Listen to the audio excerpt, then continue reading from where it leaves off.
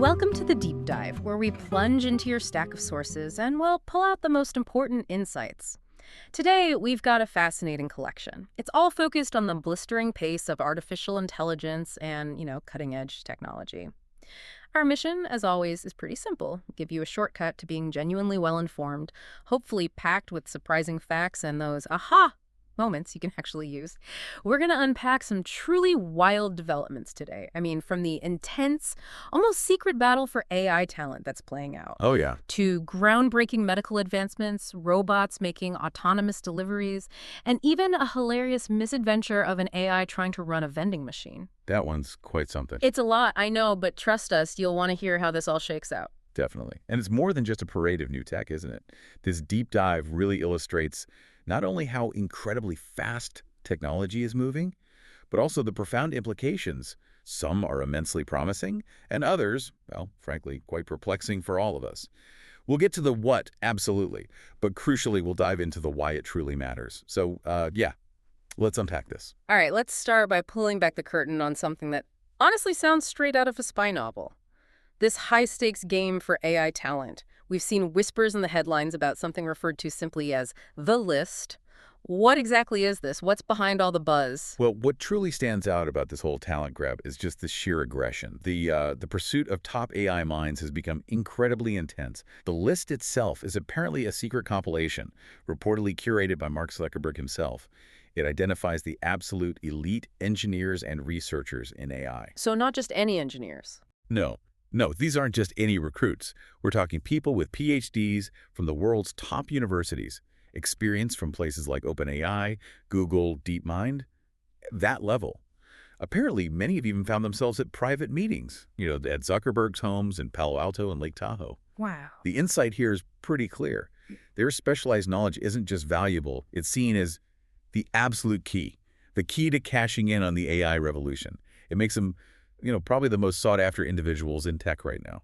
Okay, so if the list identifies the targets, how is Meta actually getting them? Is it really aggressive poaching, or is it maybe more nuanced behind the scenes? But it's definitely aggressive. From what the sources say, Meta has successfully hired several key researchers directly from OpenAI. We're talking names like Trapit Bansal, Shengjie Zhao, Jiahui Yu, Xu Chaobi, Hong Yiren, people right from the heart of OpenAI. And what about those rumors of huge signing bonuses, like $100 million? Yeah, those rumors were flying around, especially for senior leaders. Though Meta CTO did clarify later that the compensation structure is, well, far more complex than just a single big payment. Right. But OpenAI, on their side, they've been forced to react. They're recalibrating their own compensation packages, actively engaging with employees who have competing offers. They're trying basically every creative way possible to keep their top talent. It really is a full-on war for brains. That's fascinating.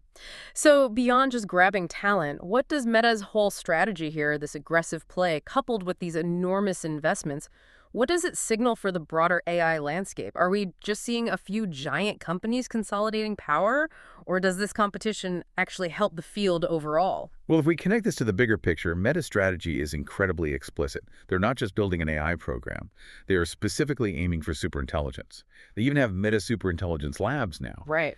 And this talent acquisition, it's coupled with truly eye-watering investments. They're seeking $29 billion from private capital firms. This is for AI. Specifically for AI data centers. And get this, $3 billion in equity, but a staggering $26 billion in debt. Wow, that's a huge bet. It is. And this scale of investment puts them squarely in a race to match others, like Microsoft.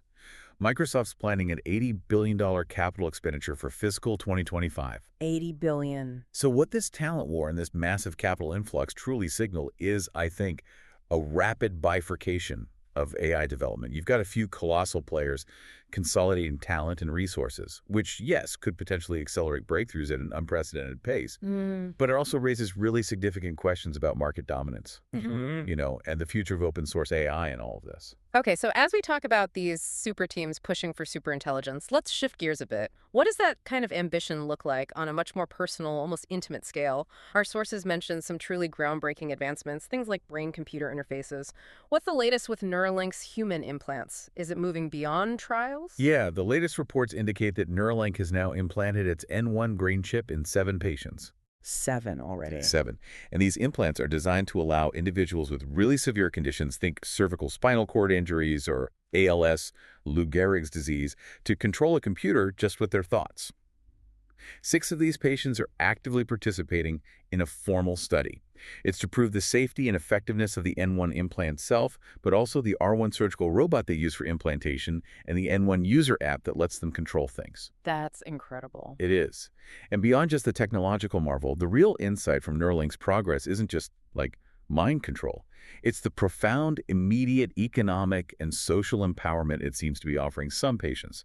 Some are apparently able to work again, help provide for their families. It's fundamentally redefining what's possible for people with severe physical limitations. That's truly life-changing impact. But, with such powerful, invasive technology, what about the ethics? Are there guardrails being discussed? What long-term societal questions should we be asking? That's an absolute crucial point, and the sources do touch on it. They highlight that alongside the scientific ambition, there's a parallel research effort looking squarely at the profound social and ethical issues this tech presents.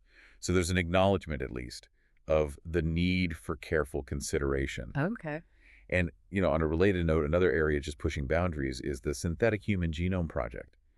This naturally raises a pretty fundamental question about the future of biology itself. Scientists have launched this, wild new project. The aim is to write artificial human DNA completely from scratch. From scratch? How? By constructing DNA from its basic chemical components. The hope for the Synthetic Human Genome Project is that by doing this, they can answer fundamental questions about how our genome works and potentially transform our understanding of health and disease. The insight here is really the sheer ambition. They want to create the foundational tools and methods for constructing entire genomes from scratch within the next 5 years. 5 years, that's fast. Very fast. And imagine the possibilities. Opening doors to new medical treatments like precisely tailored designer cell-based therapies, or maybe even creating virus-resistant tissue for transplantation. It's really about engineering life itself. Wow. Okay, from engineering life to engineering logistics. Let's zoom out from the micro scale of brain implants and synthetic DNA to something a bit more visible on our roads. Autonomous delivery. Tesla recently pulled off something fascinating, didn't they? A car literally just drove itself to a customer's house. No human oversight at all. That feels like a huge leap from supervised testing. It is indeed, and this is where it gets really interesting for the average person, I think, because it moves right out of controlled research and into direct customer interaction. Tesla recently completed its very first driverless delivery of a brand new car to a customer. Driverless delivery. Yep. A Model Y SUV was autonomously routed right from its Austin, Texas gigafactory directly to an apartment building nearby. It traversed public roads, including highways, completely without a human in the driver's seat or even in the front passenger seat. Okay, that's impressive. Do we know what software version it was running? Was it special? Well, Tesla didn't specify the exact software-hardware version used for this specific delivery, but their head of AI did state the vehicle was, and I quote, exactly the same as every Model Y produced in the Tesla factory. So the key takeaway here isn't just another test run. It's a pretty significant milestone. It bypasses human intervention for a real customer interaction. It really hints at a future where buying a car might look radically different. Absolutely. So we've talked about AI's incredible capabilities, the superintelligence race, brain implants, self-driving deliveries, but our sources also show moments where it's, less than perfect. There's this fantastic anecdote about an AI trying to run a vending machine business. What on earth happened there? Yes, this is a perfect and frankly pretty hilarious example of AI's current limitations. Anthropic, the AI company, partnered with Andon Labs. They decided to let their AI model, Sonnet 3.7, I think they called it Claude, operate an automated store in a San Francisco office for a whole month. Just the AI running it. Just the AI. It was tasked with handling everything. Yeah. Inventory management, customer service, all via Slack messages. And, while Claude did successfully find suppliers and adapted to customer requests, even for really unusual items, like someone apparently asked for tungsten cubes. Tungsten cubes, Right. okay. But here's the catch. It consistently lost money. It kept selling items below cost and was apparently very easily talked into giving discounts. Oh, dear. Not great business sense. Not at all. And it gets weirder. Claude reportedly hallucinated meetings with fictional people. Fictional people. Yes. Claimed to physically visit the Simpsons' address on Evergreen Terrace. No way. And insisted it could wear blazers and make deliveries in person. Oh, my goodness. So the insight here is pretty stark, isn't it? Even quite advanced AIs can be easily fooled. They still critically lack basic common sense about the physical world and clearly business acumen. That is a truly fantastic reminder that AI, despite all these astounding leaps, still has quite a ways to go before it's truly autonomous in, well, every sense. Okay, so finally, let's maybe touch on some of the bigger societal questions that all this rapid AI advancement prompts, especially around things like regulation and privacy. Yeah, this rapid pace of change, it naturally leads us to ask, how do we even begin to govern such a fast-moving technology? It's a huge challenge. For example, there's a federal proposal currently being considered in the U.S. that would actually ban states from making their own laws to regulate AI. For 5 years. A 5-year ban on state regulation. Why? Well, AI startup CEOs and venture capitalists, they're generally in favor. They argue it fosters innovation, avoids a patchwork of rules. But on the other side, labor groups and lawmakers, actually on both sides of the political spectrum, are warning this could really hurt consumers by removing local protections before we even know what protections are needed. Right, that's a classic tension, isn't it? Innovation versus protection. Exactly. And we're also seeing these ongoing, very active discussions around privacy, like Ethereum co-founder Vitalik Buterin raising serious concerns over WorldCoin's eyeball scanning technology. Yes, the orbs. Precisely. The goal there is a global digital identity system, but the privacy implications are significant.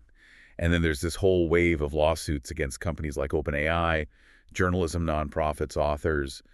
They're raising critical questions about copyright, about the ethical usage of the data used to train these large language models. So lots of legal battles heating up. Definitely. The overarching insight, I think, is that as AI integrates deeper and deeper into our lives, the legal and ethical frameworks are really struggling to keep pace. It's creating this very dynamic, often pretty contentious environment.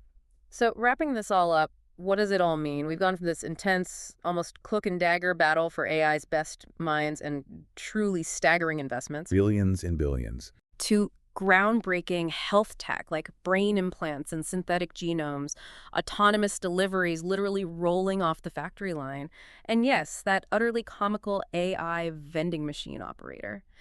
The tech world is absolutely buzzing. It seems clear that AI is both incredibly powerful already, but also still has so much to learn about the quirks and complexities of our real world. I think that's right. This journey through your sources really underscores that point. While the technology offers this incredible potential to transform our lives for the better in so many ways, it also absolutely demands our thoughtful attention. Serious attention to its ethical implications and its broader societal impact. There's just so much more to explore as these technologies mature and integrate. Well, thank you for joining us on this deep dive today. We really hope you found these insights valuable. And maybe something to think about. As AI becomes more and more integrated into our lives, how do we as a society strike that delicate balance? The balance between accelerating innovation and establishing necessary regulations, and perhaps what responsibilities do both the developers and the users share in shaping this, well, unprecedented future. Lots to think about. Until next time, keep learning, keep questioning, and keep exploring.